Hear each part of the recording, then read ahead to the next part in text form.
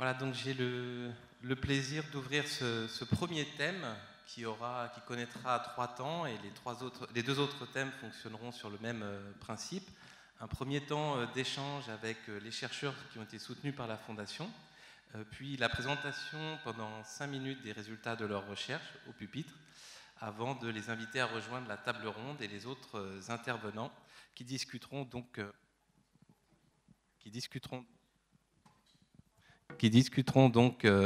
avec eux plus avant du thème de la sécurité et de l'autonomie alimentaire. Voilà. Roberta Rubino, bonjour. Le micro. Il marche ? Bonjour. Voilà. Merci Roberta, vous êtes docteur en anthropologie sociale et ethnologie de l'EHESS à Paris et rattachée à l'UMR Développement et Société de l'Université Paris 1 Panthéon-Sorbonne. Et vous allez nous présenter dans quelques instants les résultats de votre recherche intitulée « Les acteurs de la transformation agroalimentaire ouagalaise », donc à Ouagadougou, au Burkina Faso, dans la trappe de l'économie de survie. Alors Roberta, j'aimerais d'abord vous poser une question. Vous êtes anthropologue, mais vous vous intéressez au secteur privé, aux acteurs économiques et aux entreprises. Pourquoi cet intérêt pour ces objets-là qui ne sont pas les plus communs pour les anthropologues ? Bonjour à toutes et à tous. Et en fait, je m'intéresse à ce genre de sujets parce que oui, je suis anthropologue, mais j'ai une formation en relations internationales et études diplomatiques. Et donc, la chose qui m'intéresse le plus, c'est l'étude des relations internationales dans les domaines du développement. Donc, les rapports économiques sont pour moi une porte d'entrée privilégiée pour comprendre le fonctionnement d'une société ou bien l'interaction entre groupes sociaux différents. Pour ma thèse, j'ai travaillé sur les économies du don, les commerces équitables, et donc dans la suite de mes réflexions, j'ai voulu consacrer ces projets de recherche postdoctorale à l'étude des économies des marchés et des acteurs du privé locaux. Alors, lors de vos terrains de recherche, vous êtes amené à côtoyer, rencontrer, à observer aussi des acteurs humanitaires. Est-ce que vous êtes sur le même terrain ? Est-ce qu'on pourrait dire, malgré tout, que vous êtes sur le même terrain ? En fait, l'apparition des ONG du développement et de l'humanitaire a complètement bouleversé la pratique de l'aide internationale. Par rapport aux autres acteurs de la coopération, les ONG et les acteurs des ONG font du terrain. C'était la grande nouveauté de ces structures. Maintenant, il se trouve que la caractéristique principale de l'anthropologie est celle de faire du terrain. Cependant, il faut reconnaître que même si on peut s'écraser sur les mêmes parcelles des territoires, on n'est pas dans les mêmes lieux, dans le sens que l'anthropologue a une posture qui est complètement différente par rapport à l'acteur humanitaire. Les agents des ONG humanitaires et du développement sont là pour transformer le réel, lorsque l'anthropologue est là, de son côté, pour les comprendre. Ce qui change, c'est la posture, parce que l'anthropologue, pour la nature aussi de la discipline, est dans une posture critique, des réflexions, des mises à distance, des reculs, des implicites socioculturels qui guident sa méthode, ses idées. Et c'est comme ça qu'il construit le rapport avec l'autre, à travers cette réflexivité constante sur sa propre identité sociale et personnelle. Et c'est pour cette raison qu'il y a tout l'intérêt à que ces deux acteurs communiquent et travaillent ensemble. Absolument. Merci Roberta. Je vous invite à rejoindre le pupitre et à nous présenter l'essentiel ou les principaux résultats de votre recherche en quelques minutes. Merci Roberta.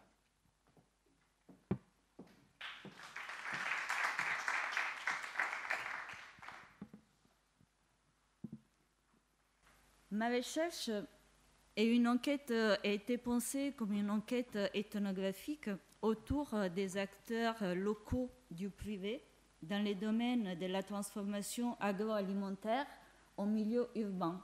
donc notamment dans la ville de Ouagadougou. Au centre de l'enquête, il y avait une problématique. Quelles sont les relations entre l'entrepreneuriat et l'humanitaire? Et donc, quels sont les rôles, les capacités d'action que ces acteurs économiques, socio-économiques ont ou peuvent avoir dans la transition vers une sécurité alimentaire et un développement durable. L'échantillon construit pour cette enquête se compose d'un total de 19 unités de production divisées en 2 groupes. Donc d'un côté, j'ai pris des unités de transformation artisanale et de l'autre, des micro-entreprises semi-industrielles. Les méthodes utilisées, ce sont celles classiques de l'anthropologie, c'est-à-dire des entretiens qualitatifs auprès d'un groupe d'acteurs sélectionnés, avec une attention particulière sur les pratiques techniques, les savoir-faire techniques et les rapports sociaux de production. La comparaison entre ces 2 types d'unités de production a donné à voir toute la particularité de ces unités artisanales. En fait, ces mini-activités de transformation artisanale sont des activités nées dans le cadre des projets de développement portés par des ONG, ce qu'on appelle les AGR, les activités génératrices de revenus. Pour ces unités de production, les lieux de production coïncident avec la cour familiale et elles se caractérisent pour toute une série d'éléments qui sont par exemple la division sexuelle du travail. Donc les charges, elles sont assignées non par rapport au sexe et pas par rapport aux compétences, tout en suivant une division traditionnelle du travail. Le nombre d'employés dans ces unités est assez faible et la plupart du temps, elles coïncident avec les membres de la famille. Il n'y a pas des outils mécaniques, la production est fortement irrégulière, les profits sont utilisés pour subvenir aux besoins fondamentaux de la famille, la scolarisation des enfants, la santé, les mariages, les cérémonies. Ces unités ne payent pas d'impôts, donc elles restent dans le secteur informel et elles n'arrivent jamais à produire donc un surplus destiné à une unité sociale qui dépasse les limites du cadre familial. La vente, la plupart du temps, est directe, donc il n'y a pas la création d'une valeur ajoutée. On n'a pas des capitaux privés d'investissement, mais la plupart du temps, il s'agit des dons ou des subventions faites par des ONG. De la même façon, on n'a pas des moyens de production privés, mais parfois les moyens de production sont collectifs, destinés à un groupement et qui arrivent sous forme des dons de la part des ONG. Les savoir-faire employés, un savoir-faire de type traditionnel, transmis un peu dans la hiérarchie des mères en filles. Et surtout, ces unités, ce qu'on remarque, c'est l'absence de l'innovation. Et cette absence d'innovation, la conséquence la plus importante de l'absence d'innovation, c'est la multiplication exponentielle de ces unités que justement pour les savoir-faire employés aussi simples, des savoir-faire qu'on retrouve un peu dans toutes les familles des Ouagadougou, donc ont tendance à se multiplier. En se multipliant, on a des unités qui font un peu toute la même chose. Donc on a un marché qui est envahi par les mêmes produits de la même qualité, donc assez moyenne, qui fragilise et qui fragmente aussi les marchés. Et on a aussi une dispersion des consommateurs. Donc les résultats de cette enquête montrent que pour les caractéristiques qui ont été révélées, ces mini-unités de production ne peuvent pas être assimilées à des petites entreprises. L'expansion exponentielle, donc en deuxième lieu, c'est l'expansion exponentielle de ces unités artisanales s'accompagne de la contraction des activités industrielles ou semi-industrielles qui, faute d'appui spécifique, eux, ils n'arrivent pas à survivre et donc ils finissent par disparaître. Une autre conséquence, non moins importante, c'est la totale déconnexion entre les prix des produits et les coûts de production. Et ensuite, encore un autre problème engendré par ce genre des unités, c'est le fait qu'elles ne sont pas capables, étant des unités artisanales, elles ne sont pas capables d'absorber la production. Et donc, elles finissent aussi pour la limiter. Cette étude défend l'hypothèse selon laquelle l'économie humanitaire, en voulant soutenir des modes de production traditionnels, en réalité n'ont fait que les reproduire artificiellement. En fait, ces systèmes largement soutenus par les acteurs de l'aide internationale cristallisent les secteurs informels en un véritable secteur économique parallèle, l'économie de la survie. Les conséquences ne sont pas seulement d'ordre économique, mais aussi politique et social. Parce qu'en fait, l'anthropologie, elle nous apprend qu'à chaque mode de production économique correspond aussi un ordre politique et social. On ne produit pas seulement des biens, mais aussi des rapports sociaux entre les personnes impliquées dans ces processus de production. Ainsi, lorsque l'économie de la survie reproduit des modes de production domestiques, elle finit par renforcer aussi l'ordre politique et social qui leur correspond, c'est-à-dire des formes traditionnelles d'organisation du ménage, qui sont l'émanation des structures socio-économiques différentes de celles d'un État. Raison pour laquelle, suite à l'introduction des projets tels que les AGR, aucun changement social ne peut être enregistré, y compris ce qui concerne la condition des femmes.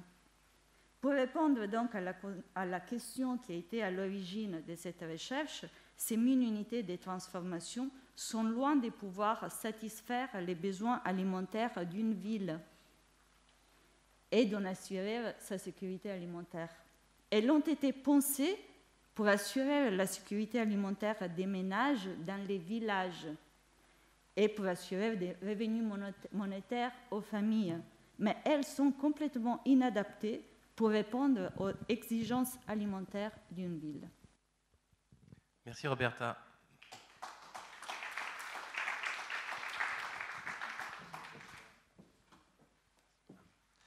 Merci encore pour cette présentation.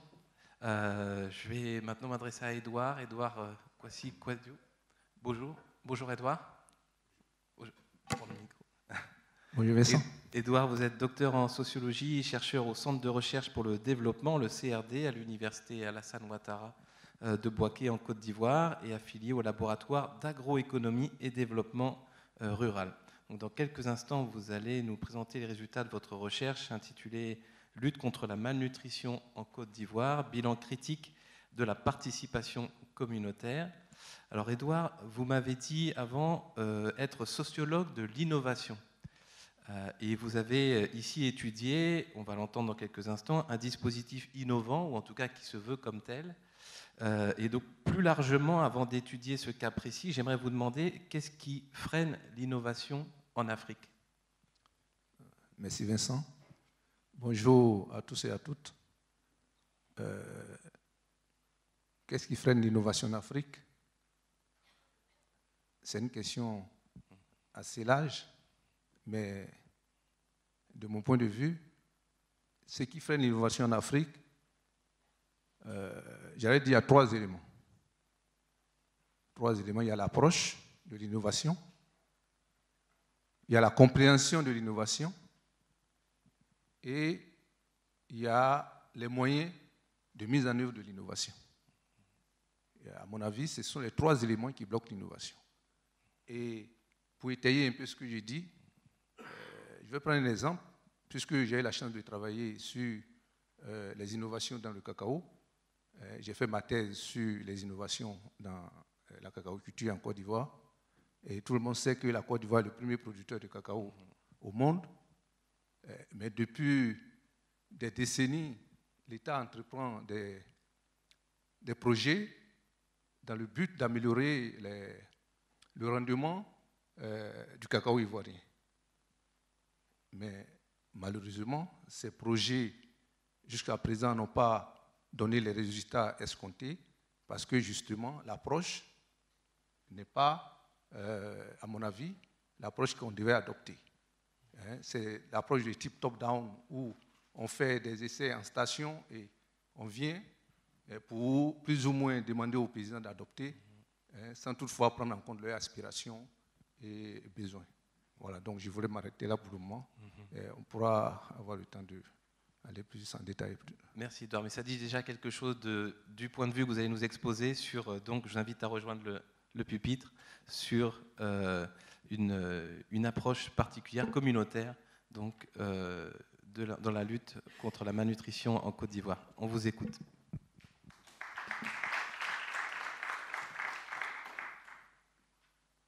Bien, merci. Nous avons eu la chance de conduire une étude dans la région du Boukani, en Côte d'Ivoire, sur la malnutrition, la lutte contre la malnutrition en Côte d'Ivoire, bilan critique de la participation communautaire. Et j'allais dire, pourquoi avoir choisi la région du Boukani? Parmi tant d'autres, on aurait pu choisir Bouaké, où on travaille, mais on a choisi le Boukani. Pourquoi? Parce que le Boukani est une région où le taux de malnutrition est très élevé. On situe le taux de malnutrition aigu à 2,5%, avec un taux de retard de croissance qui se situe entre 40 et 42% dans le Boukani. En plus, le Boukani est une région où l'élevage est également très développé. Or, de plus en plus, il y a des études qui montrent qu'il y a un lien entre élevage et santé humaine. Et donc, nous avons voulu savoir, à travers cette étude, bien sûr, essayer de faire ressortir le lien entre excréments d'animaux et la malnutrition et la santé humaine. En plus, au-delà de rechercher ce lien, nous avons voulu aussi, puisque ce projet, la lutte contre la malnutrition, est mis en œuvre à travers un dispositif qu'on appelle l'ATPC, l'assainissement total piloté par la communauté. Et donc, à travers l'étude, on a voulu faire ressortir aussi, analyser les difficultés de mise en œuvre de ce dispositif. Bien, pour y arriver, comment nous avons pris des dispositions? Bien sûr, la méthodologie que nous avons adoptée, nous avons travaillé sur 216 ménages dans 9 villages et à travers 3 départements de la région du Boukani. Après 1 an de travail, nous avons abouti à des résultats. Mais bien entendu, ces résultats, quels sont les outils que nous avons utilisés? Il s'agit des outils classiques, c'est-à-dire entretien de groupe et individuel, mais aussi des outils de type participatif, tels que certains éléments de la map, la matrice de classification, le diagramme de veine, etc., etc. Mais bien sûr, comme nous étions en train de rechercher le lien entre la malnutrition et les excréments d'animaux, nous avons recouru aussi à une analyse biologique qui nous a amené à faire des prélèvements d'excréments d'animaux, à faire des prélèvements des eaux. Et ce travail a permis d'établir un lien étroit entre excréments d'animaux, eau et malnutrition.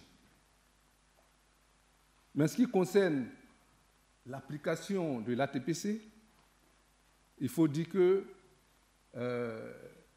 au fur et à mesure que le projet avance, on constate un abandon en cascade des ménages, et puisque l'objectif de l'ATPC est que tous les ménages aient une latrine, et comme on le dit, l'ATPC, l'objectif, c'est d'atteindre le statut de FDAL, c'est-à-dire la fin de la défécation à l'air libre. Mais aujourd'hui, au fur et à mesure que les populations se sentent les exigences de l'ATPC, on se rend compte qu'elles se retirent au fur et à mesure que le projet avance. Mais quelles sont les difficultés rencontrées? Nous avons interrogé et nous sommes rendus compte que les différents acteurs rencontrent des difficultés. Il s'agit notamment des moyens limités, parce que l'ONG qui était en charge de ce projet, c'est MAP International, mais aujourd'hui, MAP évoque des moyens limités. Il y a aussi le retrait brutal des ressources de l'UNICEF. Il y a également le dysfonctionnement des comités de suivi villageois qui ont été mis en place, mais aussi les comités départementaux de suivi qui n'ont pas véritablement fonctionné. Et puis ensuite, il y a aussi le manque d'engagement de l'État qui freine un tant soit peu la mise en œuvre de ce projet. Mais à la fin de l'étude, qu'est-ce qu'il faut dire? Il faut dire qu'aujourd'hui, il y a une nécessité de prendre en compte, bien sûr, les aspirations, les besoins des acteurs locaux, si l'on veut voir aboutir le projet. Mais surtout, il faut un accompagnement sur le long terme pour que, véritablement, tous les contours, le changement de comportement qu'on cherche à impulser, ce changement de comportement soit une réalité et surtout dans la durabilité. Je vous remercie. Merci, Edouard.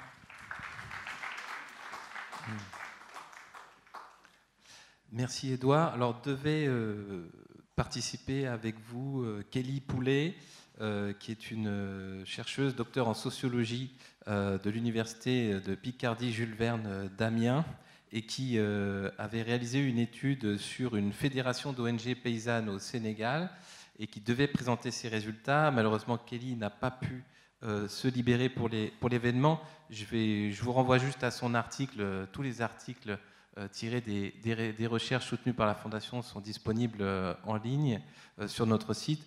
Je dirais juste quelques mots. Par cette recherche, Madame Poulet visait à contribuer à une meilleure compréhension du tissu humanitaire sénégalais en pleine transition à partir du cas donc, de la Fédération des ONG paysannes.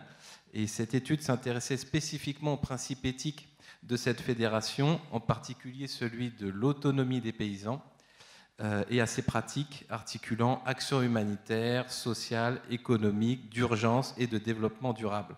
Donc à ce titre, l'étude de cette fédération, qui est désormais une actrice incontournable du développement local au Sénégal, constitue pour nous une illustration de la façon dont, au sein de certains pays bénéficiaires de l'aide internationale, tels que le Sénégal, qui affirment une volonté croissante de souveraineté en matière d'action conduite sur leur territoire, la société civile exprime son désir d'autonomie. Et donc, voilà, je vous renvoie aux résultats de son étude, très intéressante, historique aussi sur cette fédération.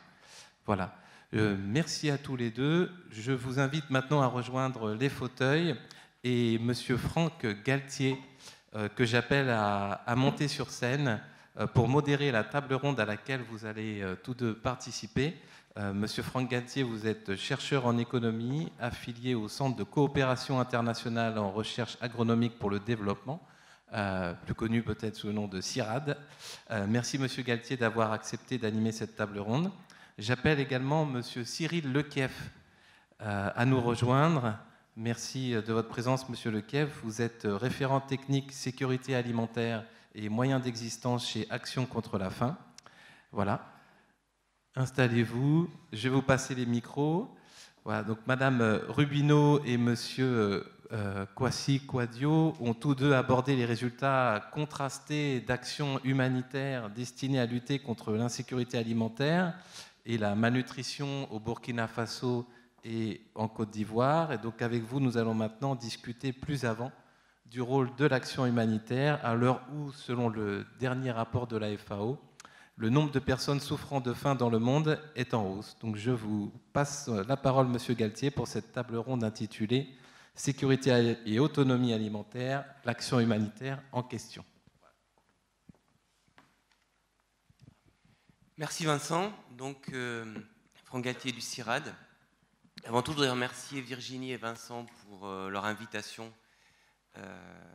à animer cette table ronde, ce que je vais essayer de faire avec un grand plaisir. Donc, quelques mots, du coup, donc le thème général, c'est la malnutrition et l'insécurité alimentaire. Et du coup, comme tout le monde n'est pas familier avec ces choses-là, je voudrais commencer par poser quelques éléments. Pendant très longtemps, on a considéré la malnutrition comme un problème de calories et comme un problème d'insuffisance dans les calories consommées par les personnes. Et puis, au cours du temps, l'approche s'est complexifiée. On en est venu à considérer que ce n'était pas seulement un problème de calories, mais aussi un problème de macronutriments, donc protéines, lipides, glucides.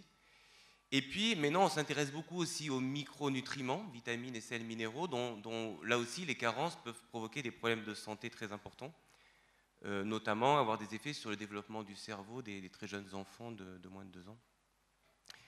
Donc, il y a eu un élargissement de la notion, et puis surtout, on en est venu aussi à considérer que la malnutrition, ce n'était pas seulement la sous-consommation, et donc le manque et les carences, mais ça pouvait être aussi la surconsommation.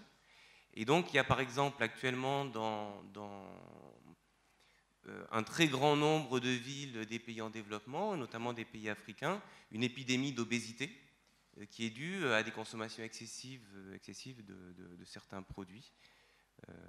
Voilà. Donc on parle de nos jours du coup de double fardeau, triple fardeau de la malnutrition. C'est-à-dire qu'il y a plusieurs fronts et puis il faut du coup arriver à se battre sur un peu tous les fronts. Voilà.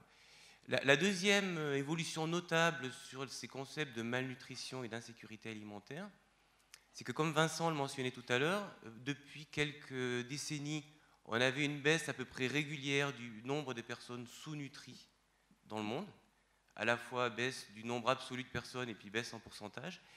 Et puis depuis 2014-2015, on observe une inversion de tendance et du coup le nombre de personnes, le pourcentage de personnes en état de sous-nutrition a recommencé à augmenter. Voilà. Donc, bien sûr, ça pose beaucoup de problèmes, de questions, d'interrogations. Donc, dans cette table ronde, l'idée, c'est d'essayer d'organiser les discussions autour de 3 questions qu'on va aborder successivement. La première, sur les causes de la malnutrition.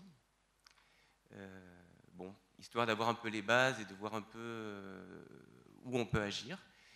Et puis ensuite, d'évoquer différentes actions qui ont été menées par des humanitaires pour traiter ces problèmes de malnutrition.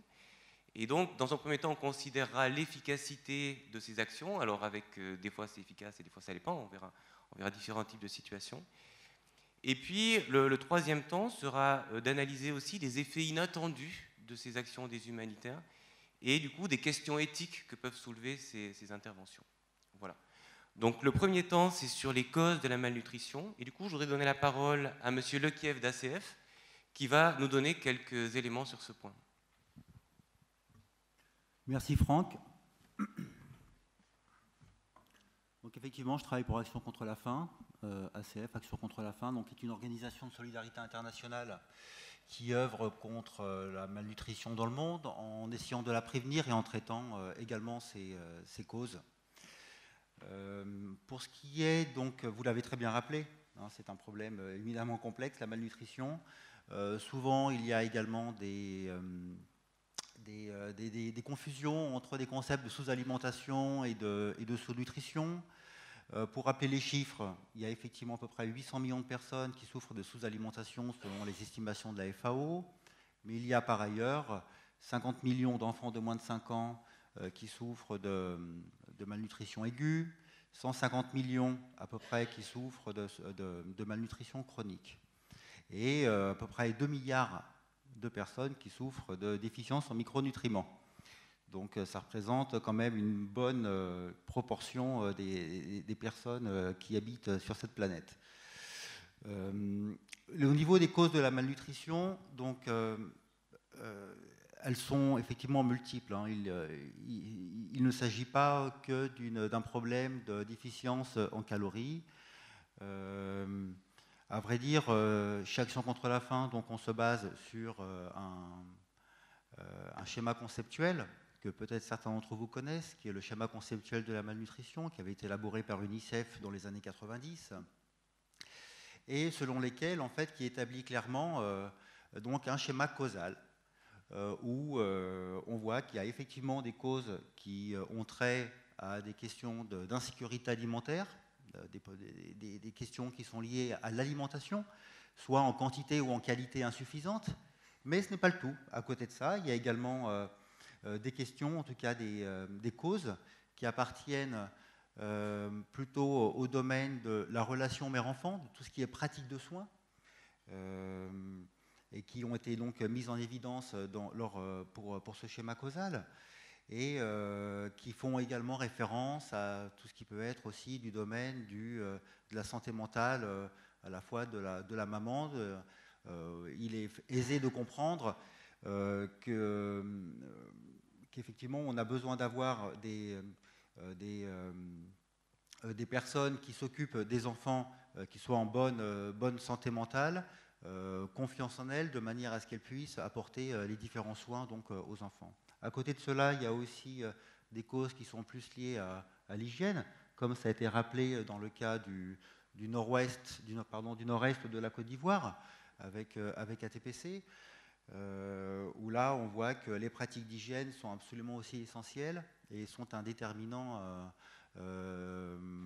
incontournable sur ces questions de malnutrition, sans évoquer bien entendu les questions d'accès au système de soins, sans lesquelles effectivement il n'y aurait pas de bonne prévention, de traitement de la malnutrition.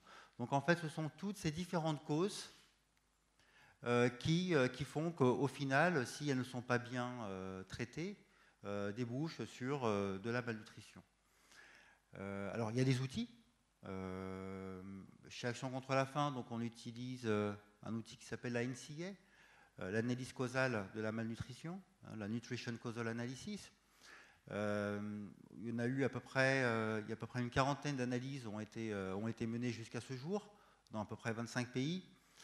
Et ce qu'on peut voir, c'est que le premier constat, c'est que ces analyses sont très localisées. C'est-à-dire qu'un problème de malnutrition au Bangladesh et la cause d'une malnutrition, notamment au Burkina Faso ou en Côte d'Ivoire, peuvent être complètement différentes. Parfois, on aura plus à voir avec la question des pratiques des soins, la relation mère-enfant. Parfois, seront plus liées à la question d'une sous-alimentation ou à l'hygiène. Et donc ces facteurs sont vraiment très localisés. Donc de manière à ce qu'on puisse avoir une réponse adaptée, il est nécessaire de mener des études approfondies donc au niveau local. Par ailleurs, ce qu'on a pu voir aussi, c'est que ces causes donc, sont multiples, font référence à différents secteurs. Donc il est également important que les intervenants de différents secteurs puissent se parler. Donc des acteurs de la sécurité alimentaire, des acteurs de l'eau, l'hygiène, assainissement, de la santé. Et c'est également un défi qu'on peut avoir, c'est-à-dire éviter cette approche par silo où on va avoir un spécialiste de la sécurité alimentaire qui va travailler que sur les aspects sécurité alimentaire sans prendre en compte les autres aspects ou sans essayer de discuter avec les autres acteurs pour avoir une approche qui soit conjointe. Et donc cette approche conjointe, intégrée entre les différents secteurs est absolument essentielle. Très bien. Merci beaucoup, Monsieur Lekiev, pour cet éclairage. Donc je pense que du coup, à présent, tout le monde a un peu présent à l'esprit le fait que la malnutrition, c'est pas seulement lié à l'alimentation, ça peut être lié à une sous-alimentation. La sous-nutrition peut être liée à la sous-alimentation dans certains cas. Mais dans certains cas aussi, il y a des problèmes d'hygiène ou de santé, et on peut avoir une alimentation tout à fait normale. Si par exemple un enfant qui a la diarrhée, son corps ne va pas absorber les nutriments des aliments qu'il mange, et du coup il peut être malnutri en ayant une alimentation tout à fait normale. Du coup, il y a effectivement un peu ces différents secteurs sur lesquels on peut agir. Et du coup, c'est maintenant sur l'efficacité des interventions des humanitaires dans ces différents domaines qu'on va un peu s'interroger. Donc, Monsieur Édouard Quadio, vous avez analysé des interventions dans le domaine de l'hygiène, et notamment une approche baptisée ATPC, assainissement total piloté par la communauté, qui est une approche qui vient d'Asie mais qui a été mise en application dans un certain nombre de pays d'Afrique, qui vise du coup à améliorer les pratiques d'hygiène et d'assainissement au niveau des villages. Vous avez analysé ça donc, pour une région de Côte d'Ivoire, vous avez montré que ça ne marche pas, et vos résultats sont assez convergents avec d'autres travaux que vous citez dans votre article, qui ont été réalisés dans d'autres pays africains. Est-ce que vous pourriez nous expliquer ce qu'est cette approche ATPC et pourquoi elle ne marche pas? Merci, M. Gattier. Comme je le disais tout à l'heure, l'ATPC, c'est l'assainissement total piloté par la communauté, comme vous le dites, qui a été inventé par Dr Kamalka. Et l'ATPC a été plus ou moins une réussite en Asie. Et donc, on a voulu l'importer en Afrique et particulièrement en Côte d'Ivoire. Mais ici, le problème, c'est que l'ATPC, pour le moment, ne marche pas comme on l'aurait souhaité. Et l'étude l'a montré. Et pourquoi ça ne marche pas? Ça ne marche pas parce que l'un des problèmes majeurs, c'est que l'ATPC vient changer plus ou moins l'ordre social. Quand on implémente l'ATPC, il y a ce qu'on appelle comme les comités villageois de suivi qui sont créés. Vous savez que dans les villages, il y a l'ordre établi, il y a le chef du village, il y a le président des jeunes, il y a tous ces leaders qui sont déjà là. Et en implémentant l'ATPC, c'est comme si on vient pour soustraire un tant soit peu des lopins de pouvoir à ses chefs. Et du coup, au début, il y a l'enthousiasme, mais après, ça crée des conflits. Et vous allez voir des conflits de leadership dans les villages. Et du coup, à un moment donné, les gens sont focalisés sur ces conflits et au fur et à mesure que le projet avance, on voit que l'enthousiasme baisse et l'application des consignes aussi baisse. Mais il y a aussi, ce n'est pas ça seulement, il y a les exigences même de l'ATPC. On arrive dans un village et on veut que tout le village adopte un dispositif. C'est-à-dire que c'est une adoption communautaire et collective qu'on demande.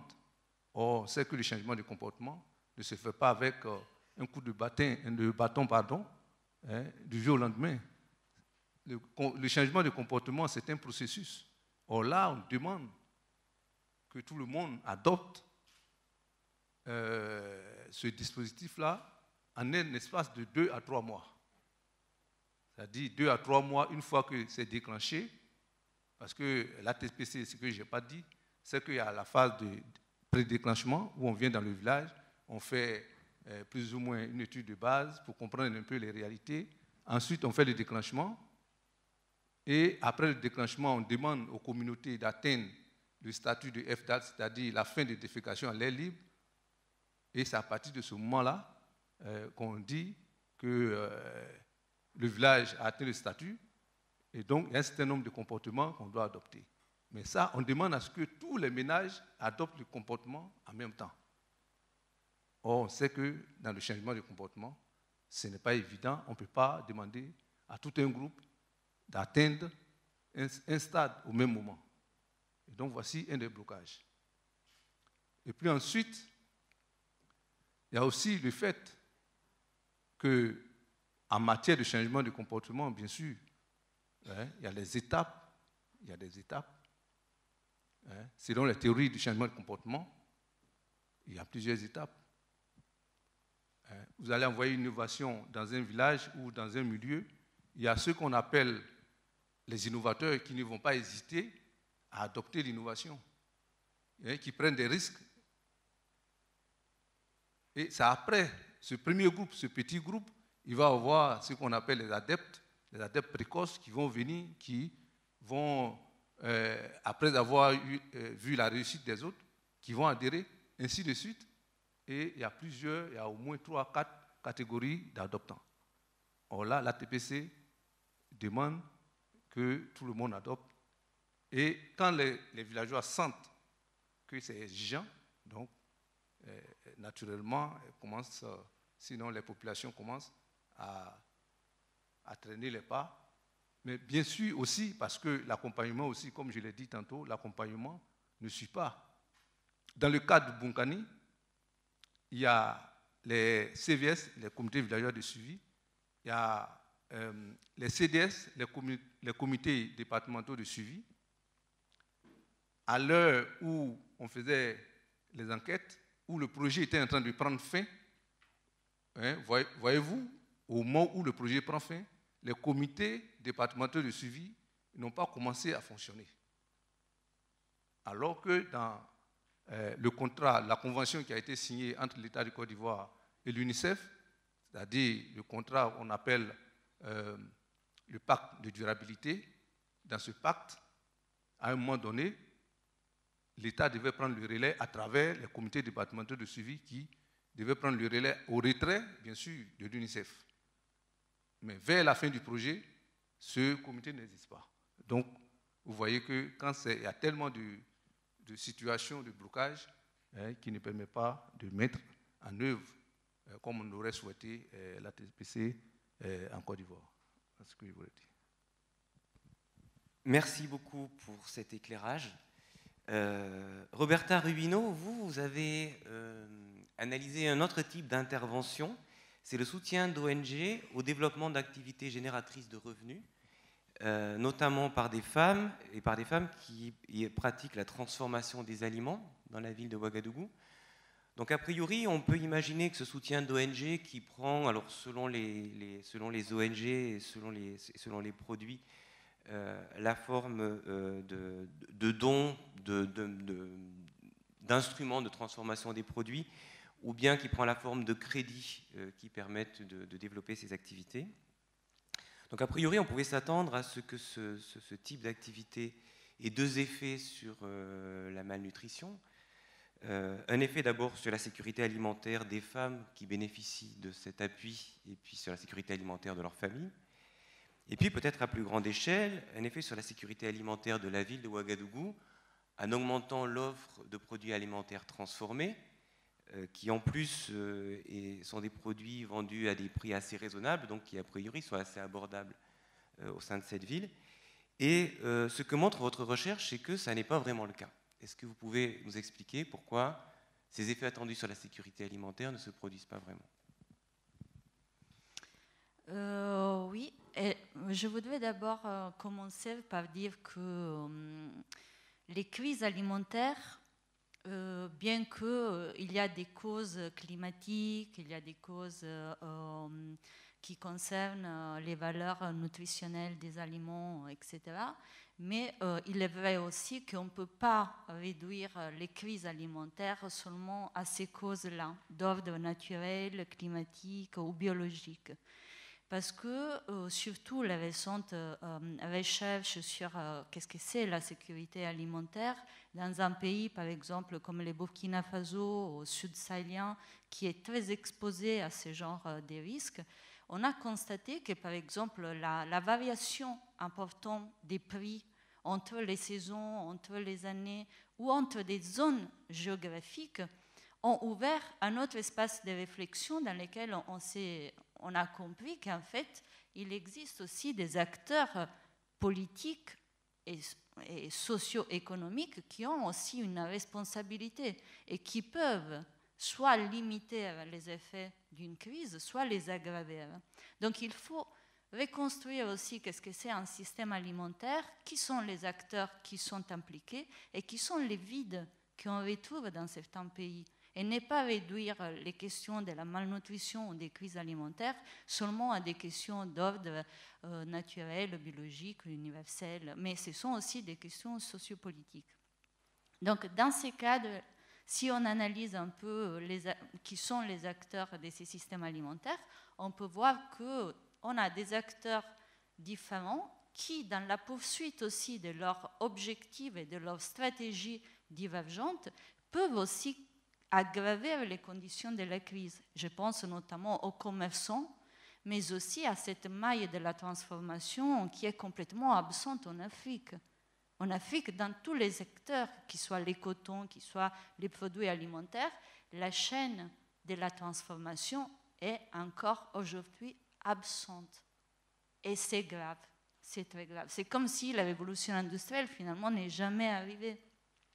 Et ça participe à rendre fragile cette situation et bien sûr participe aussi aux crises alimentaires, etc. Or, la réponse qui a été pensée par les acteurs de l'aide, c'était de soutenir les secteurs informels qui étaient pensés et vécus comme une particularité africaine.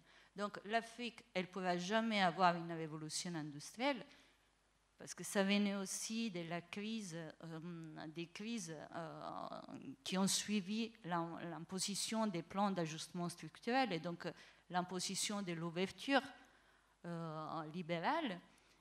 Et donc, on s'est enfermé dans ces systèmes informels. Et toutes les activités des ONG, aujourd'hui, visent à soutenir ces secteurs comme si c'était les secteurs particuliers de l'Afrique et que seulement lui pouvait participer à combattre ces genres de situations.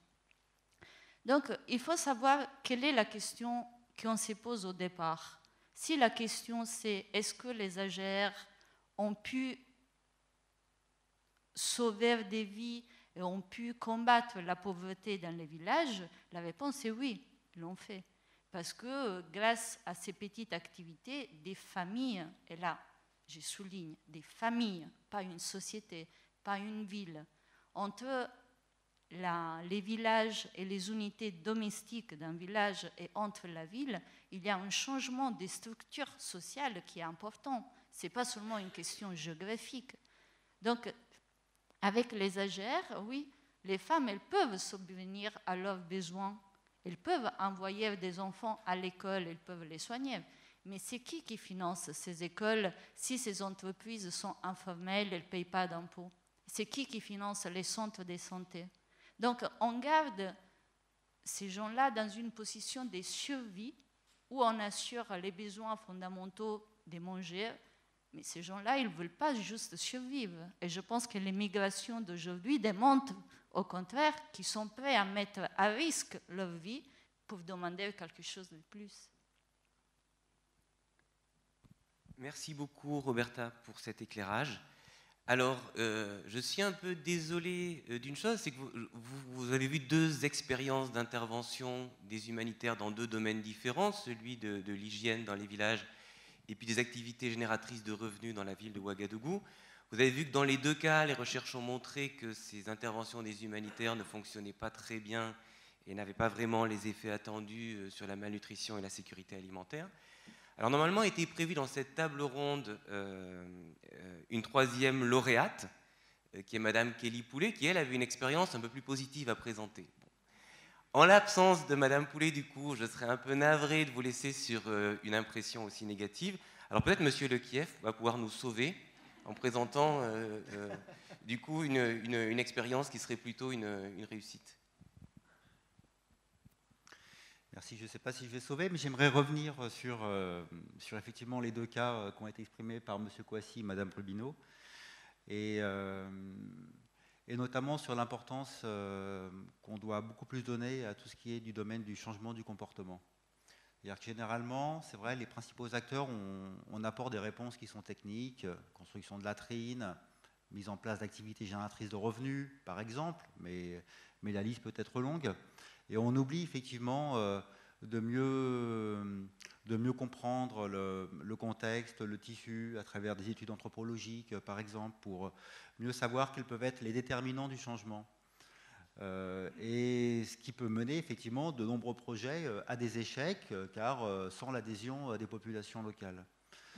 Donc, M. Kouassi, là, vous nous disiez un peu la façon dont le changement de comportement avait été effectué dans le nord-est de la Côte d'Ivoire, à travers cette approche, à travers certains leaders qui montreraient un petit peu l'exemple par rapport à d'autres. Bon, par rapport à ça, il y a effectivement cette nécessité, je pense, à effectivement mettre beaucoup plus l'emphase sur le changement de comportement comme une partie intégrante du projet, donc avec une très très bonne analyse du contexte. Par exemple, il y a des outils de recherche formative qui permettent d'analyser pourquoi telle communauté, telle personne, telle famille a adopté ce comportement, quelles sont ses motivations. Et à côté, il y a également des personnes qui n'ont pas adopté ou qui ne sont pas prêts à faire le pas aujourd'hui, mieux comprendre également quels sont les déterminants, de manière à ce qu'ensuite on puisse effectivement prévoir une stratégie d'intervention qui puisse nous permettre de mieux capter l'adhésion de ces populations à travers des actions qui leur correspondent mieux, qui sont plus en adhésion, en adéquation avec la culture locale, par exemple. En ce qui concerne les activités génératrices de revenus, il y avait aussi, ce qui était mentionné, c'était la question des femmes, comme quoi il n'y avait pas de transformation de la condition des femmes et il n'y avait pas ce qu'on peut appeler notamment à travers, en anglais, l'empowerment de ces femmes. Là aussi, si effectivement la réponse n'est qu'une activité génératrice de revenus où on va prévoir un petit capital, faire 2-3 formations, je pense que c'est effectivement insuffisant. Parce que derrière, nous n'avons aucune garantie, ne serait-ce que le revenu qui sera dégagé de cette activité génératrice de revenus bénéficiera, ce revenu sera maîtrisé par qui? Est-ce que c'est par l'homme du foyer? Est-ce que c'est par la femme? Est-ce que la femme aura pleinement la capacité de choisir quelle sera la destination de ces revenus? Ces questions ne sont pas du tout, on n'y répond pas du tout à travers une activité de mise en place traditionnelle d'activité génératrice de revenus. Donc là, il y a besoin d'accompagner ce type d'activité à travers des activités de dialogue familial. Et ces activités de dialogue, donc c'est effectivement une modalité d'intervention qu'on emploie de plus en plus au sein d'Action contre la faim, que ce soit en Ouganda, que ce soit en Colombie, de manière à ce que on apporte également une réponse plus sociale à des réponses qui auparavant n'étaient que des réponses techniques. Après, par rapport aussi à votre remarque comme quoi les activités génératrices de revenus, finalement, ça maintient ces populations dans un état plutôt d'économie de survie, hein, c'est ce que vous disiez lorsque vous étiez au pupitre. Alors effectivement, moi je me base uniquement sur l'expérience d'Action contre la faim. On met en place des activités génératrices de revenus qui sont plutôt des AGR de réhabilitation, à savoir on intervient auprès des populations qui ont été affectées par des crises humanitaires, soit d'origine soit climatique, soit des conflits, qui ont pu perdre leur capital. Donc ces populations avaient auparavant une activité économique à travers une AGR, et puis voilà, suite à la crise, ces populations ont dû fuir et elles ont peut-être été maintenues pendant quelques temps sous assistance. Et c'est vrai que ces activités génératrices de revenus, c'est le moyen d'un retour vers l'autonomie pour des populations qui sont vraiment très vulnérables, très pauvres, et c'est une première marche vers, nous l'espérons aussi, un développement économique de ces familles. Voilà, donc c'est effectivement limité. Après, je pense qu'il y a des acteurs plus de développement, des acteurs étatiques ou des systèmes de protection, par exemple sociale, qui doivent prendre le relais, de manière à ce que ces activités génératrices de revenus qui visent essentiellement le retour vers une certaine autonomie et à éviter le maintien de ces populations dans une dépendance suite à une crise, Donc que ces autorités puissent également prendre le relais de manière à promouvoir un développement économique. Merci beaucoup Cyril pour ces éléments un peu plus positifs. Je voudrais ajouter un petit complément à tout ça, une hypothèse en fait qui pourrait expliquer pourquoi souvent l'action des humanitaires, que ce soit les humanitaires internationaux ou les humanitaires des pays du Nord ou les humanitaires locaux, parfois leurs actions n'ont pas les effets attendus. Et une explication qu'on retrouve souvent, c'est qu'il y a quand même un décalage culturel assez important entre la vision du monde des humanitaires et la vision du monde des populations qui reçoivent l'aide qui leur est apportée. Donc c'est particulièrement net, on y reviendra tout à l'heure dans le travail de M. Kouassi en Côte d'Ivoire. Mais je voudrais évoquer, pour illustrer ça, le cas ce qu'on fait souvent quand il y a une crise alimentaire, c'est qu'on distribue de la nourriture ou de l'argent aux familles vulnérables. Et il y a une équipe d'anthropologues dirigée par Jean-Pierre Olivier de Sardan, le LASDEL, basé au Niger, qui a étudié ces transferts d'argent qui ont été donnés aux familles pendant la crise de 2005 au Niger, la crise alimentaire au Niger. Et en fait, ce qui s'est passé, c'est qu'on a identifié des villages dans lesquels il y avait plus de problèmes qu'ailleurs. Et on était pris par le temps, donc dans ces villages, on a voulu distribuer de l'argent à tout le monde, en disant voilà, c'est des villages qui sont touchés, on va essayer d'aider les gens. Et la manière dont on a fonctionné, c'est qu'on voulait donner, l'argent qu'on allait donner devait dépendre de la taille de la famille. On allait donner plus à une grande famille qu'à une petite famille.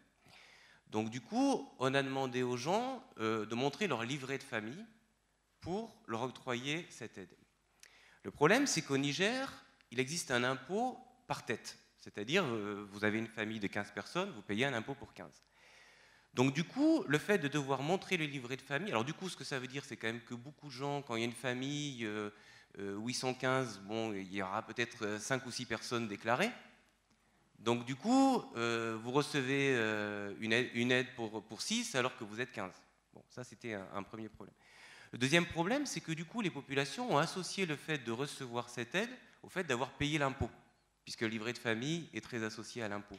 Donc il y a des gens des villages voisins qui n'avaient pas été retenus dans le ciblage, qui ont dit mais moi aussi j'ai payé l'impôt, pourquoi est-ce que moi j'ai pas eu l'aide? Et du coup, ça a contribué à générer un certain nombre de tensions sociales.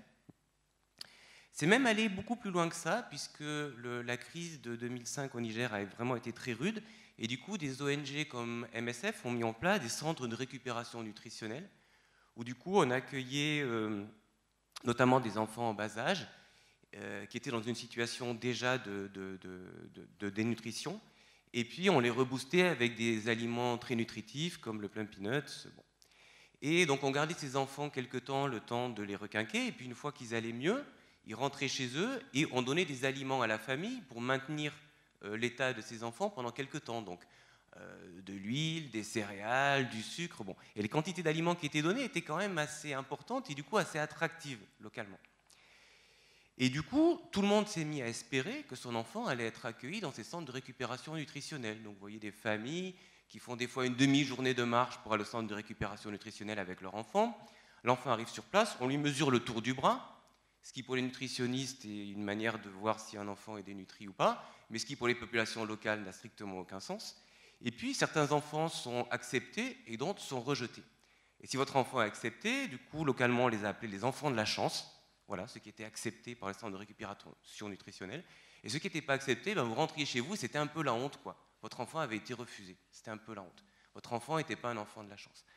Alors les gens ont commencé à trouver des moyens pour contourner. On s'est rendu compte qu'un enfant qui avait la diarrhée avait plus de chances d'être accepté dans le centre de récupération nutritionnelle, c'est-à-dire de devenir un enfant de la chance. Donc localement, on sait comment provoquer les diarrhées, hein. Il y a des herbes, enfin on arrive à se débrouiller. Donc c'est ce que les gens se sont mis à faire. Et vous voyez que on a des actions qui étaient au départ bien intentionnées et à la limite bien réfléchies, mais étant donné le gap culturel qu'il y avait entre les gens qui ont mis en place ces actions et les populations, ça n'a pas du tout donné les résultats attendus. On avait observé souvent des cas de déciblage, c'est-à-dire que quand on arrivait dans des villages, on essayait d'identifier dans ce village quelles étaient les familles pauvres à qui il fallait donner l'aide. Et alors bon, on distribue l'aide, c'est une cérémonie officielle, le sous-préfet est là, on fait un discours, après on distribue l'aide à tout le monde, et puis les gens qui distribuent l'aide s'en vont. Et une fois qu'ils sont partis, les autorités du village disent, bon, bah, maintenant qu'on est entre nous, tout le monde redonne ce qu'il a donné, et on fait un partage égalitaire entre tout le monde, parce qu'on ne veut pas susciter des tensions dans le village. Et ça, c'est quelque chose qui est arrivé aussi extrêmement souvent. Bon, c'est juste pour illustrer les problèmes qui peuvent résulter de cet écart de vision du monde entre, d'une part, ceux qui donnent l'aide, et encore une fois, même quand ce sont des structures locales, et les populations qui sont les bénéficiaires, entre guillemets, de cette aide. Je voudrais à présent qu'on entame le troisième thème de cette table ronde, qui sont les effets inattendus, ou les questions éthiques. Alors on va essayer d'être un peu rapide, puisqu'on m'a dit qu'il fallait qu'on rattrape le temps perdu, donc on va essayer de faire ça. L'idée, c'est qu'on termine la discussion sur le thème de la sécurité alimentaire vers 11h10. Donc on va prendre encore peut-être entre 5 et 7 minutes pour la table ronde, pour avoir un peu de discussion avec la salle quand même. Mais il me semble que cette partie importante à évoquer, c'est l'aspect des questions éthiques. Donc je vais rester, pour illustrer ce que j'ai un peu dans la tête, je vais rester sur cette histoire des transferts qu'on donne à des ménages vulnérables. C'est très compliqué d'arriver à identifier quelles sont les familles pauvres à qui il faut donner l'aide. Donc, il y a un mécanisme qui a été imaginé et qui est un peu encensé par les économistes, qu'on appelle l'autociblage. L'autociblage, c'est on arrive dans un village et puis on propose l'aide à tout le monde, mais on s'arrange pour que seulement ceux qui en ont vraiment besoin la demandent. Il y a 3 principales méthodes qui sont utilisées. La première, c'est les files d'attente, c'est-à-dire on va créer sciemment des longues files d'attente pour recevoir l'aide. Donc il faut que ça soit un peu pénible du coup, à devoir attendre longtemps, un peu debout, un peu sous le soleil, vous voyez, pour pouvoir obtenir l'aide. Et du coup, avec l'idée qu'avec ça, c'est seulement ceux qui ne peuvent pas faire autrement qui vont la demander. Deuxième modalité, les contreparties en travail. Donc c'est les programmes argent contre nourriture, travail contre nourriture, nourriture contre travail ou argent contre travail, food for work, cash for work. Et du coup, il faut que cette contrepartie en travail, là encore, ça correspond à un travail pas très sympa à faire, pas très bien payé, parce que si c'est attractif, ça ne jouera pas son rôle d'autociblage. Et puis, la troisième modalité, c'est la distribution de produits de mauvaise qualité. Alors entendons-nous, ce n'est pas des produits qui sont avariés, mais c'est des produits simplement qui ne correspondent pas aux préférences des gens de cette communauté, de manière à ce que seulement les gens qui sont vraiment dans la mouise et qui ne peuvent pas faire autrement les demandent. Les études ont montré que tous ces mécanismes-là sont extrêmement efficaces en termes de ciblage. C'est-à-dire qu'effectivement, ça va être les familles qui en ont besoin qui vont recevoir l'aide et que ceux qui n'en ont pas besoin ne vont pas la demander. Donc en termes de ciblage, ça marche très bien, c'est très efficace. Pour autant, est-ce que l'efficacité de ces mécanismes justifie le fait qu'on les utilise, ou bien est-ce qu'il n'y a pas des questions éthiques que soulève l'utilisation de ces mécanismes? Et du coup, c'est sur ces questions éthiques, sur ces enjeux éthiques que je voudrais un peu questionner M. Kouassi et Mme Rubino. Monsieur Kouassi, donc la méthode ATPC que vous décrivez dans votre article, en fait, repose sur plusieurs étapes. La première, c'est qu'on essaie de susciter au niveau de la communauté villageoise un sentiment de honte et de dégoût vis-à-vis de leurs pratiques de défécation à l'air libre, etc. Donc, première violence, ce que vous faites, c'est vraiment honteux, c'est dégoûtant, voilà. Il faut que les gens prennent conscience de ça. Deuxième pratique, on incite les gens du coup à faire des trous pour mettre leurs excréments. Et comme vous le racontez dans votre article, souvent pour ces communautés-là, creuser un trou, ça revient à creuser une tombe. C'est-à-dire que du coup, en les incitant à creuser des trous, il y a une espèce de violence symbolique qui est extrêmement forte dans ce qu'on les incite à faire. Et la troisième dimension, c'est celle de la surveillance, puisqu'il faut que chaque chef de famille surveille que les membres de sa famille fassent tout bien comme il faut au niveau des pratiques de défécation. Les familles elles-mêmes sont ensuite surveillées par le comité villageois de suivi, qui est lui-même surveillé par les membres de l'ONG, ou après le départ de l'ONG, par le comité départemental de suivi. Donc tout ça fait un peu froid dans le dos, et on a l'impression qu'il y a une violence inhérente à cette démarche. Et donc vous montrez que les méthodes ATPC ne fonctionnent pas vraiment, mais la question que j'ai envie de vous poser, c'est quand bien même elles marcheraient, est-ce qu'il faudrait les mettre en œuvre ?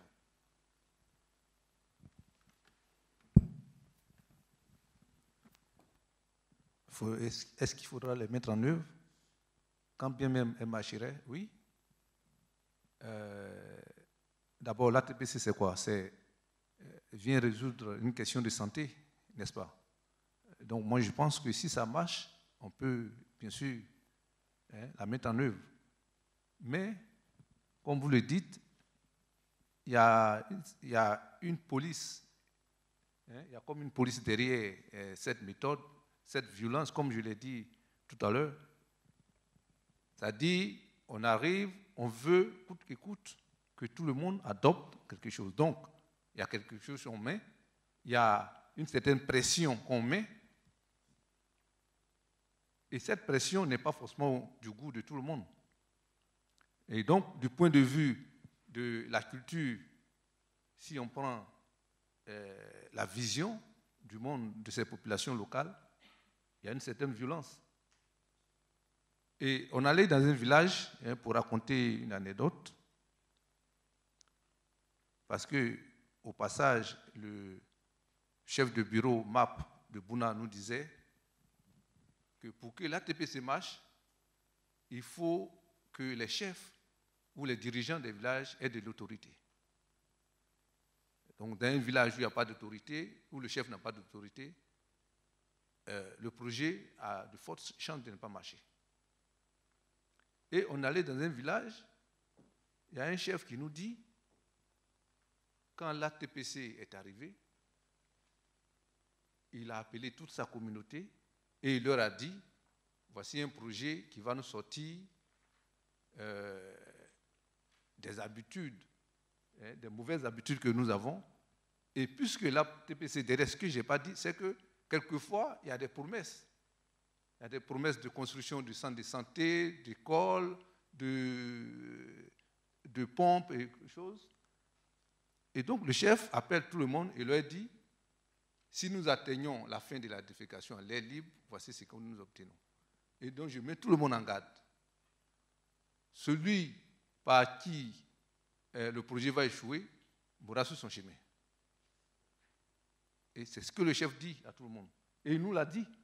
Il dit que lui, parce que quand on est arrivé, on s'est rendu compte que là-bas, ça marchait. Tout le monde avait sa latrine, c'était propre. Et quelques années après, ça fonctionnait. Il nous a dit, mais quel est le secret? Il dit, mais moi, j'ai mis tout le monde au défi que si ça échoue, celui par qui ça a échoué mourra sur son chemin. Et donc, il y a comme une crainte du chef. Et donc, ce que vous évoquez, ça dit la violence qui est derrière. Effectivement, dans des cas, il y a la violence. On force un peu tout le monde à adhérer, quand bien même on n'est pas forcément d'accord. Or, on l'a dit aussi, il y a certains qui disent il y a des représentations. Il y a des gens qui ne sont pas prêts à vraiment aller déféquer dans un trou. Depuis toujours, ils ont fait les choses dans la nature, ils sont à l'aise dedans, et on vient un coup, on dit, bon, à partir de ce moment, tout le monde doit se construire une latrine, doit l'entretenir, doit faire ceci, tout cela. Et là, ça pose quelquefois des problèmes. Voilà, donc, effectivement, il y a la violence derrière. Et si ça doit marcher, je pense que peut-être il y aurait d'autres formes d'approche, de sensibilisation. On n'est pas forcément obligé de passer par la violence pour convaincre. Et justement, c'est parce qu'il y a la violence aussi, quelquefois, si j'ai été contraint par la violence, à un moment donné, je peux me rétracter.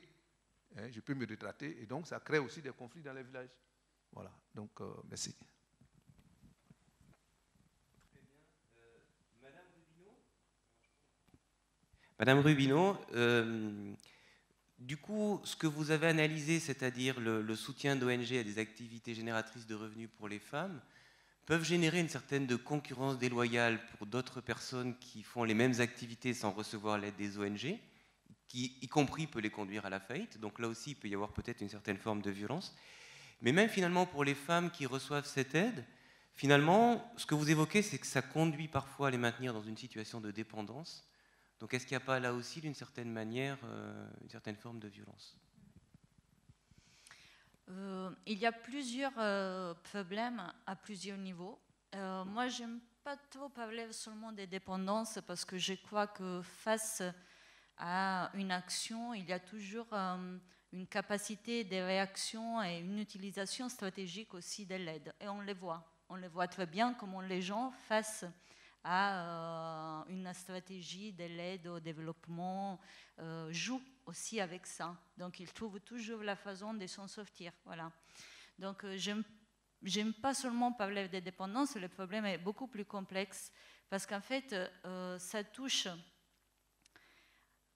à différentes questions. D'abord, voilà, la concurrence déloyale envers les autres entreprises, mais aussi à enfermer les femmes dans une catégorie, celle des productrices. Si vous êtes un homme et vous êtes au Burkina Faso et vous voulez faire de la transformation agroalimentaire, vous ne pouvez pas, parce que vous n'allez pas trouver de l'aide.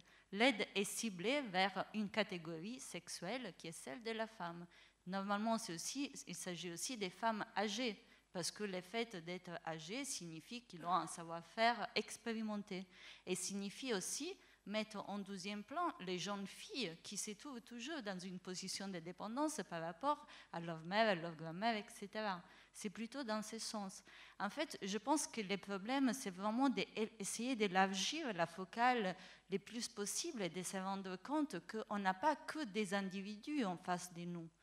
On n'a pas que des femmes, mais ces femmes elles sont insérées dans des contextes familiaux, sociétals et politiques qui sont énormes. Nous, on pense qu'on va sauver des vies parce que c'est un peu l'idéologie humanitaire, c'est le fait de s'adresser à un corps biologique qui est pris comme une entité individuelle. Mais tous les individus vivent que dans des contextes sociaux. Et donc, si on ne fait pas l'effort de reconstruire quel est le contexte, par exemple, la question des femmes, on n'a pas que les femmes. Il y a des différences aussi entre les femmes. La première épouse, la deuxième épouse, la première fille, la dernière arrivée dans un ménage. Toutes les femmes n'ont pas la même identité. Donc, quand on dit oui, on va changer la condition des femmes, il faut se poser aussi la question de quelle femme on parle et quel est le système qu'on va entretenir derrière. Donc la question est complexe et il s'agit à mon avis vraiment d'essayer de dépasser cet ordre individuel parce que l'individu est la forme sociale qui appartient à l'Occident. Donc il s'agit de faire aussi une réflexion critique sur celles qui sont nos catégories, les catégories avec lesquelles nous allons sur le terrain et nous allons rencontrer les autres. De la même façon, l'entité de la famille. La famille, elle n'est pas la même. La famille, elle n'est pas la base d'une société. Une famille déjà reflète en elle-même l'ordre social et politique d'une société. Donc dire on va aider une famille, ça ne veut rien dire si on ne comprend pas comment cette famille elle fonctionne. Elle ne fonctionne pas comme nos familles à nous. Donc cette violence, elle existe et à mon avis, elle existe dans cette incapacité de réfléchir de façon critique sur les catégories qui sont la base de l'action humanitaire ou du développement. Sans compter le fait que toutes ces petites activités de transformation bloquent aussi la production, parce qu'en n'étant pas capable d'absorber toute la production, elle limite aussi les producteurs du lait qui va dire à qui je vais vendre mon lait du soir ou le lait du week-end. Donc, soit je ne vais pas produire, soit je vais les transformer moi-même. Donc, on n'a pas la spécialisation et toutes ces unités sont des unités qui deviennent multi-activités et font plusieurs choses à la fois et les font toutes mal. Merci Roberta. Donc, en fait, on a commencé cette table ronde. Quand cette table ronde a commencé, on avait une demi-heure de retard sur le programme. Et on m'a demandé d'essayer de rattraper un peu le temps perdu, même si, comme vous le savez, comme dit la chanson, le temps perdu ne se rattrape guère. Donc ce que je vous propose, du coup, je parle sous le contrôle de Vincent et Virginie, c'est qu'on se donne jusqu'à 11h15 pour une discussion avec la salle, ce qui veut dire que du coup, on aura rattrapé la moitié du retard, ce qui, par rapport à ce que dit la chanson, est déjà peut-être pas si mal. Voilà, donc à vous pour vos questions.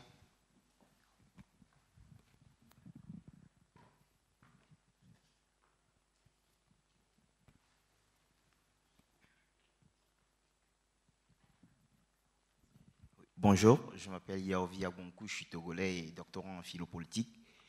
Et ma question, vous parlez de l'éthique, donc pour moi, quand on parle d'éthique, on parle de principes, de fondements, et il y avait une question que je me posais sur mon lors de mon master 2 sur l'aide au développement, c'est quelles peuvent être les motivations des pays riches à vouloir venir en aide aux pauvres du monde.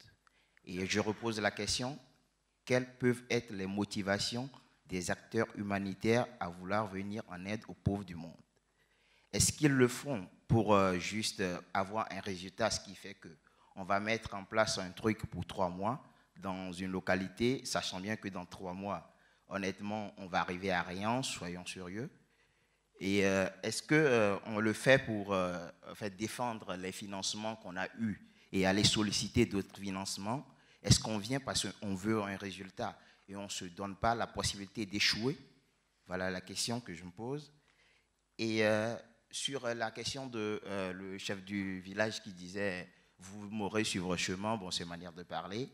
En fait, la question, c'est les mesures incitatives et non pas les mesures contraignantes ou les mesures pénales, parce qu'en disant « vous aurez, c'est là la violence », je pense qu'on fait quelque chose de grave, on choque les gens, et même si ça marche aujourd'hui, combien d'années ça va marcher? C'est ça la vraie question. Donc, plutôt basé sur ce qui est les mesures incitatives, et pour finir, aussi basé sur le stigmate social aussi, parce que c'est des choses qu'il faut vraiment prendre en compte. Voilà, et aussi l'objectif doit être clair et précis pour les populations. Merci. Est-ce qu'il y a oui, qu'on prenne plusieurs questions? Oui, voilà, qu'on prenne toutes les questions. Donc là, en l'occurrence, j'ai la première question sur l'intention des humanitaires. Pourquoi est-ce que les humanitaires du Nord vont aider les gens au Sud? Je pense que c'est M. Le Kiev qui est peut-être le mieux positionné pour répondre. La deuxième question était plutôt pour M. Kouassi. Bonjour à toutes et à tous. Jean-Marc Leblanc, je travaille à la Croix-Rouge française dans la direction des relations et des opérations internationales.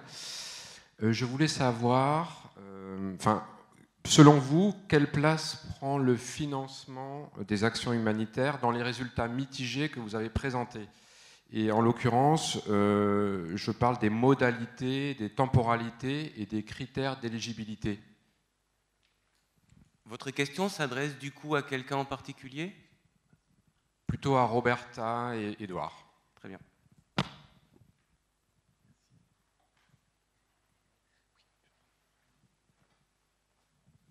Merci. Je voudrais dire merci à tous les intervenants. Je trouve que ce sont des sujets vraiment très intéressants et très importants pour notre continent, en tout cas pour le monde de manière générale. Je voudrais m'adresser à M. Kouassi. Je voudrais savoir, d'après vous, quelle est la place qu'occupe la culture du milieu dans la mise en œuvre de ce programme ACP et aussi du processus de changement de mentalité. Est-ce que vous avez eu, dans le cadre de ce projet, étudié, du moins de prendre en compte la culture du milieu, parce que quand on dit aux gens il faut laver les mains avant de manger, est-ce que ça fait partie de leur culture?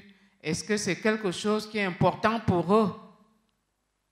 Comment est-ce qu'ils faisaient avant ces programmes? Comment est-ce qu'ils géraient leur santé, leur vie?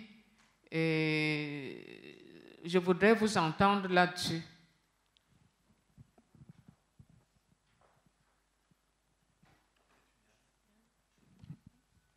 Bonjour, Catherine Baron, Sciences Po Toulouse. Excusez-moi. Merci pour ces interventions vraiment très intéressantes, surtout les deux présentations qui suscitent plein de questions. Moi, j'avais deux petites questions, enfin une grosse et une petite. Une première question sur sortir du débat bottom-up, top-down, qu'on entend et auquel on revient tout le temps, à travers la question de la coproduction et du rôle des intermédiaires dans les projets de développement. Je pense que c'est une vraie question, parce qu'au-delà d'une vision très angélique du bottom-up, au-delà de la vision critique qu'on a du top-down, il faut faire, il faut... Vraiment, je pense qu'il y a une vraie réflexion à avoir aujourd'hui, un peu conceptuelle, sur le rôle de ces intermédiaires, ONG, associations, etc., dans la production, la coproduction de connaissances, de transmission, etc. Donc ça, c'est une première question. J'ai une deuxième petite question pour Roberta. est-ce qu'elle a intégré la dimension territorialisée dans son étude et la qualification de la demande, en fait? Parce que lorsqu'on regarde à Ouaga notamment la problématique dans les non-lotis, dans ces quartiers dits irréguliers, etc., il me semble que l'analyse que vous faites devrait peut-être être un petit peu plus mitigée. Et je me demandais si vous aviez intégré cette dimension-là qui apparaissait pas du tout dans votre présentation trop courte, bien sûr. Voilà, merci. Une dernière question peut-être? Voilà.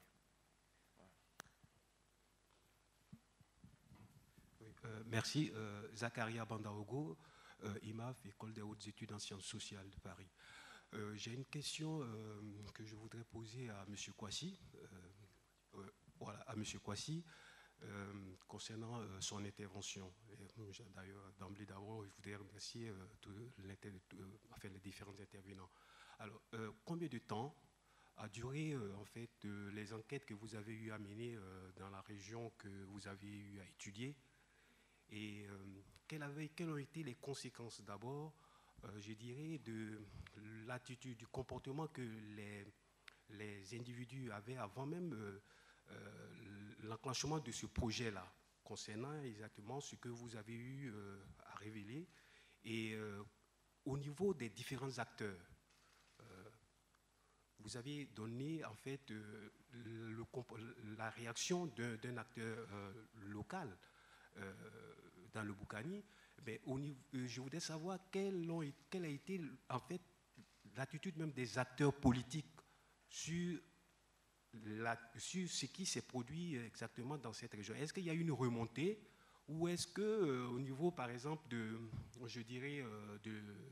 médias, la RTI présente quelquefois ce qu'ils appellent l'info régionale.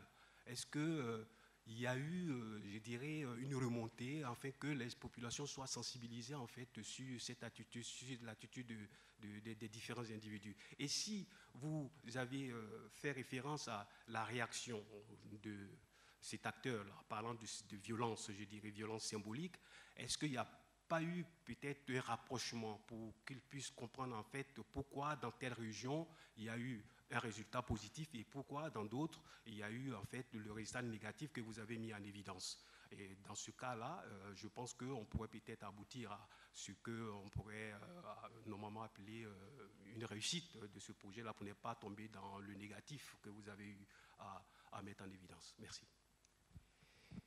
Voilà, donc on avait dit jusqu'à 11h15, et puis il était déjà 11h15 et avant les réponses. Donc je vais vous passer la parole successivement. On va commencer par Roberta, puis Édouard, puis Cyril. S'il vous plaît, essayez de faire des réponses courtes afin qu'on ne soit pas trop hors délai, parce que Virginie est là, elle me fait les gros yeux. Donc ayez pitié de moi, des réponses pas trop longues. Merci.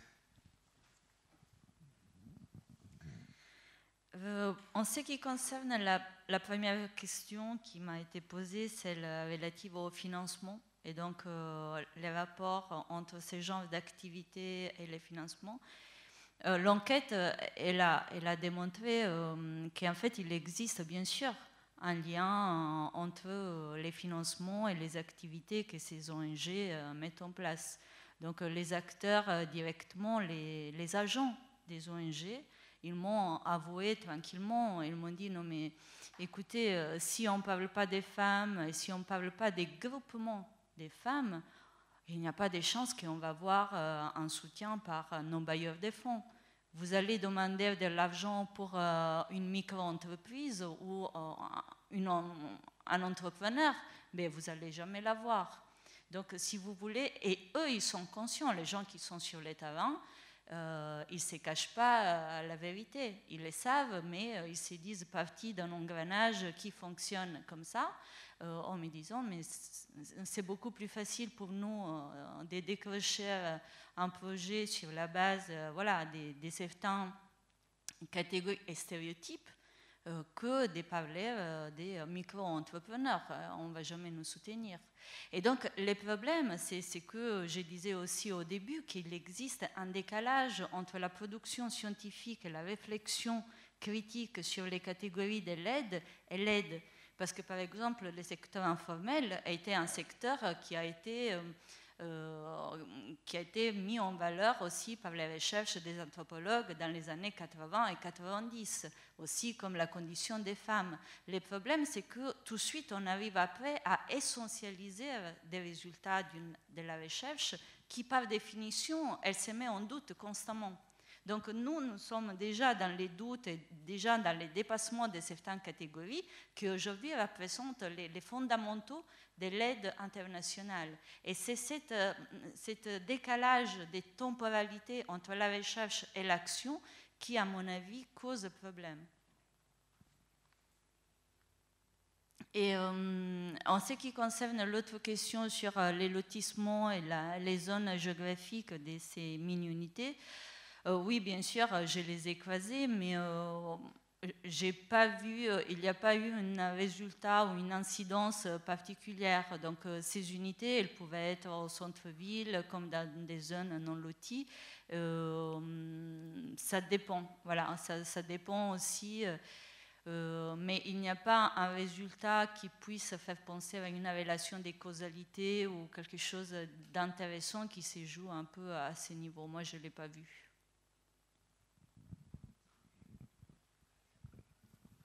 Merci. Je crois que c'est à moi qu'il y a eu beaucoup plus de questions adressées. À mon avis, la première question qui a été posée, c'est une contribution.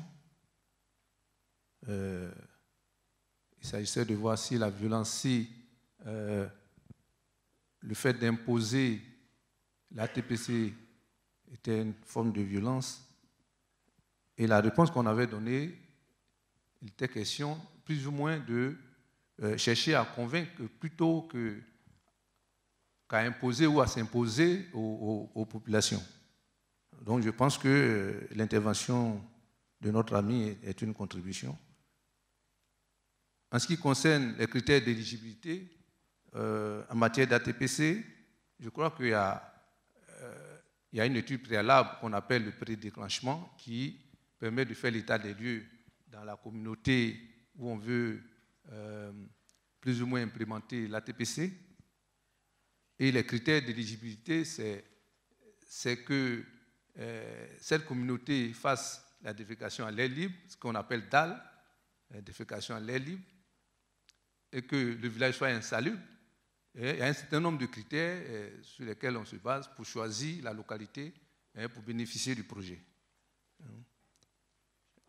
Pour revenir à la question du professeur Marie-Thérèse, quelle est la place de la culture du milieu? Mais bien sûr,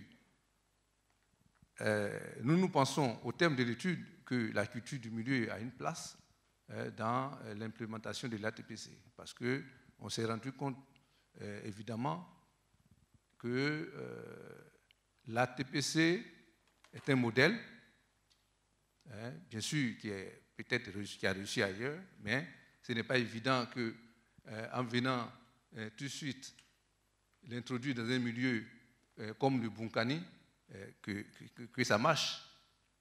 Parce que dans la culture, au niveau du Bunkani, dans les villages, dans le village Lobi, vous voyez, le lieu d'habitation est également un lieu de production. C'est-à-dire, vous voyez les villages, les ménages sont là, et autour, on a des champs. Or, comme le dit l'ATPC, c'est l'assainissement total. Est-ce que là où il y a champ et le village, est-ce qu'on peut avoir un assainissement total? Mais ça continue. Parce que justement, on n'a pas trop pris en compte ces réalités. Voilà. Donc, nous disons que les réalités, la culture du milieu n'a pas été suffisamment prise en compte dès le montage du projet. Parce qu'on a tenté ailleurs, mais on n'a pas imaginé que dans le Bunkani ou dans les villages de Bouna, les populations cohabitent avec les champs. Concernant la question sur la coproduction, oui, de plus en plus les résultats convergent vers la coproduction, mais bien sûr, on parle au lieu du top-down, on parle de bottom-up qui aboutit à la coproduction, parce qu'il faut partir des réalités du milieu il faut partir des connaissances du milieu, il faut comprendre les connaissances du milieu et à partir de là, voir comment ces populations-là, leur vision de la vie, leur vision du projet, et c'est à partir de ce moment-là qu'on parle de coproduction. C'est-à-dire, qu'est-ce que ces populations-là peuvent apporter à l'amélioration du projet qu'on veut implémenter.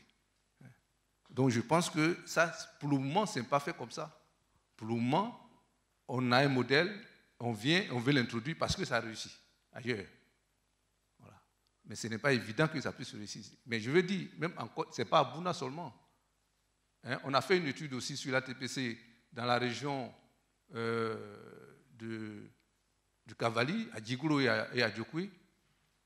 Et là aussi, on a abouti pratiquement au même résultat parce que, justement, on a voulu implémenter une réussite qui est, comme on appelle, un dispositif qui a réussi ailleurs. Voilà. C'est bon? D'accord. Bien, ok. D'accord, merci beaucoup. Juste donner la parole à Cyril Lequeff pour qu'il nous dise en 2 mots quelles sont les intentions des humanitaires du Nord quand ils apportent de l'aide, les intentions ou les motivations. Voilà. Merci. Donc c'est effectivement un vaste sujet. Mais bon, ce que je peux dire, c'est qu'effectivement, après, il faut se référer au mandat, aux principes fondateurs des différentes organisations. Certains vont plus se reconnaître dans la lutte contre la faim, d'autres la promotion des droits de la femme, d'autres la lutte contre les handicaps, pour déjà avoir une réponse. Après, par rapport à la question qui était posée aussi, il y avait celle de mais ceux qui font de l'action humanitaire, pourquoi s'arrêtent-ils à un moment donné? Enfin, quelle est derrière leur véritable motivation? Vont-ils aller vers l'épanouissement des populations de manière à ce que ces populations puissent être autonomes, etc. Donc il y a effectivement des organisations qui s'arrêtent à l'action humanitaire stricto sensu et qui après soit passent, soit ne passent pas le relais à d'autres organisations. Donc lorsqu'elles ne passent pas le relais, c'est plutôt une mauvaise pratique. Hein, et effectivement, en ce moment, on parle beaucoup de ces liens qu'il y a entre les acteurs de l'humanitaire, les acteurs du développement et également les acteurs de la paix, de manière à nous assurer qu'on puisse offrir un continuum de services pour que ces populations qui subissent une crise puissent à la fois recevoir l'aide d'urgence, mais puissent également être accompagnées derrière pour effectivement être sur le chemin de l'autonomie et du développement. Merci à tous. On va clôturer cette table ronde. Donc on a pu regagner que 5 minutes sur la demi-heure de retard. Voilà. Donc comme d'habitude, comme toujours, la chanteuse avait raison.